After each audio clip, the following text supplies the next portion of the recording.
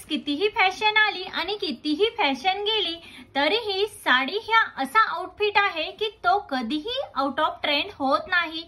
साडी ही नेहमीच ट्रेंडिंग मध्ये राहते आणि नेहमीच ट्रेंडिंग मध्येच असेल। साडी नेसल्यानंतर प्रत्येक महिलेचे, प्रत्येक मुलीचे सौंदर्य हे खुलूनच दिसते।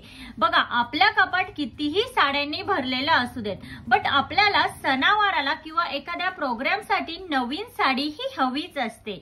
यावरनं तुम्हाला समजलंच असेल की महिलांचा साडी हा किती आवडता विषय आहे। असं असलं तरी आपण साडीमध्ये उठून दिसावं, आकर्षक दिसावं, सगळ्यांमध्ये अट्रॅक्टिव्ह दिसावं असं प्रत्येक महिलेला वाटतंच।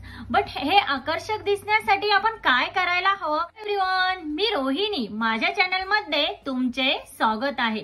तर मैत्रिणींनो, मला व्हिडिओ स्टार्ट करण्याआधी एक सांगायचं आहे।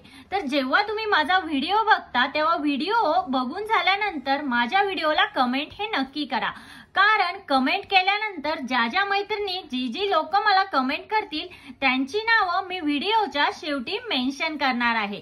तर पटापट व्हिडिओ बघून झाल्यानंतर कमेंट नक्की करा। तर मैत्रिणींनो, प्रत्येकालाच वाटतं की साडीमध्ये आपण आकर्षक आणि उठून दिसावं।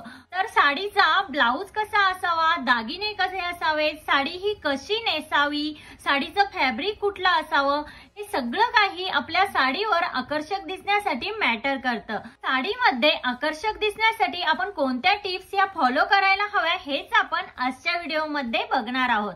चला तर मग व्हिडिओ हा स्टार्ट करूया। नंबर 1 आहे साडीचं फॅब्रिक।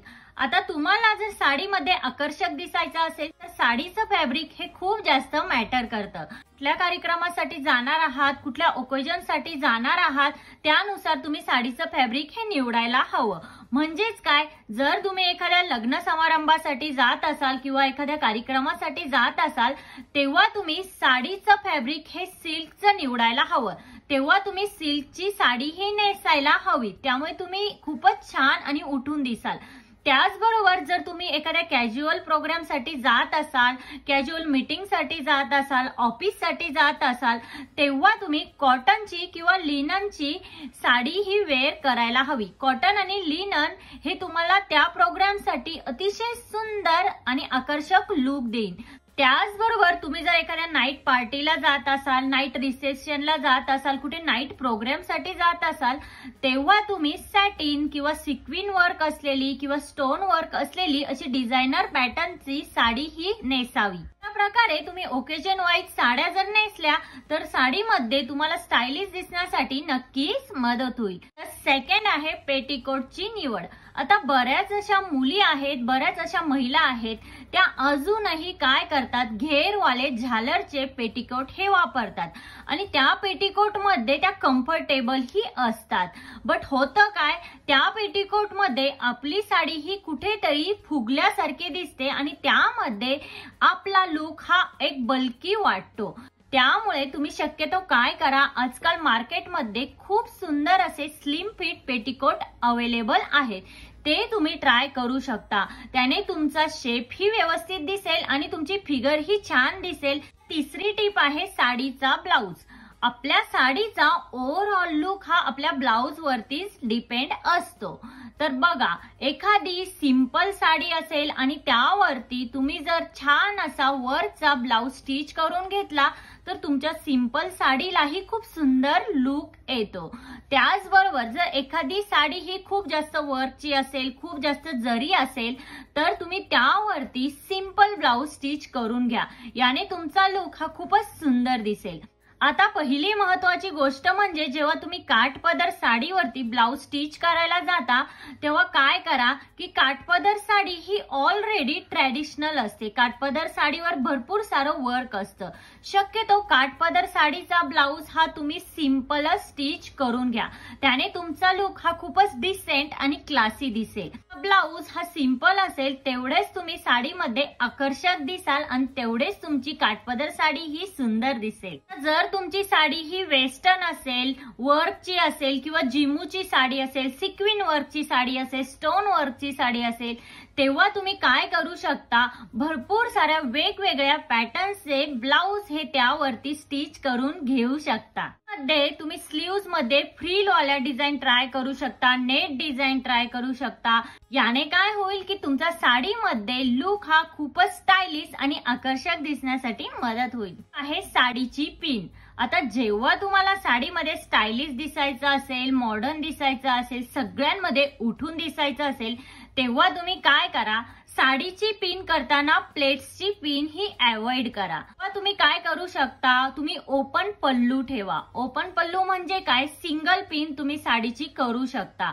सिंगल पिनने तुम्हाला नक्कीच स्टायलिश दिसण्यासाठी मदत होईल. तर बऱ्याच लेडीजला ओपन पल्लू म्हणजे सिंगल पिन हे इरिटेट वाटतं किंवा त्यांना इझिली हँडल करता येत नाही.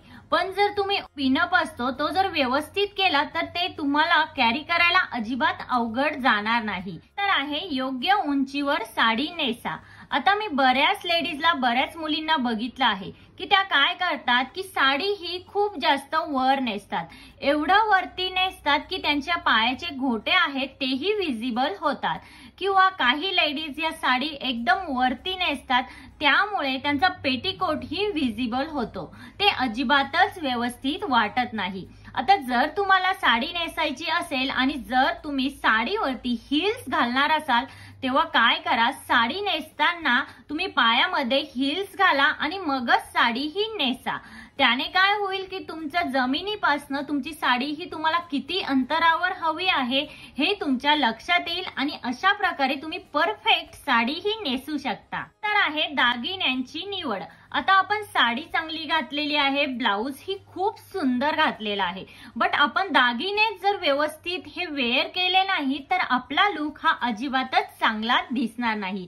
कारण साडीमध्ये स्टायलिश आणि आकर्षक दिसण्यासाठी जितका ब्लाऊज मॅटर करतो तितकेच आपले दागिनेही मॅटर करतात. तुम्ही सिल्कची साडी नेसता तेव्हा गोल्डचे दागिने जे की मॅट फिनिशिंग मध्ये येतात किंवा टेम्पल ज्वेलरी तेच वेअर करा. त्याने तुमचा लुक खूपच सुंदर दिसेल. जर तुमची साडी ही कॉटनची असेल तर तुम्ही ऑक्सिडाइज दागिने हे वेअर करा किंवा डायमंडचे दागिने हे त्यावरती खूप सुंदर लुक देतील. त्याचबरोबर जर तुमची साडी वेस्टर्न असेल, सिक्विन वर्कची असेल किंवा स्टोन वर्कची असेल, अशा प्रकारची तुमची डिझायनर साडी असेल तर त्यावरती तुम्ही डायमंड ज्वेलरी किंवा तुम्ही कुंदनची ज्वेलरी ही वेअर करू शकता. प्रकारे तुम्ही साडीच्या पॅटर्न नुसार जर दागिने हे निवडले, तुमचा लुक हा सगळ्यांमध्ये नक्कीच उठून दिसेल आणि साडीमध्ये तुम्ही नक्कीच आकर्षक दिसाल. आजच्या व्हिडिओमध्ये इतकंच. आजचा व्हिडिओ हा तुम्हाला कसा वाटला मला कमेंट करून नक्की सांगा.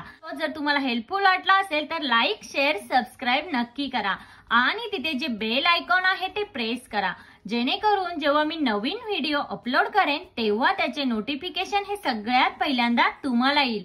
भेटूया अशाच एका नवीन व्हिडिओमध्ये. तोपर्यंत काळजी घ्या. Thank you everyone.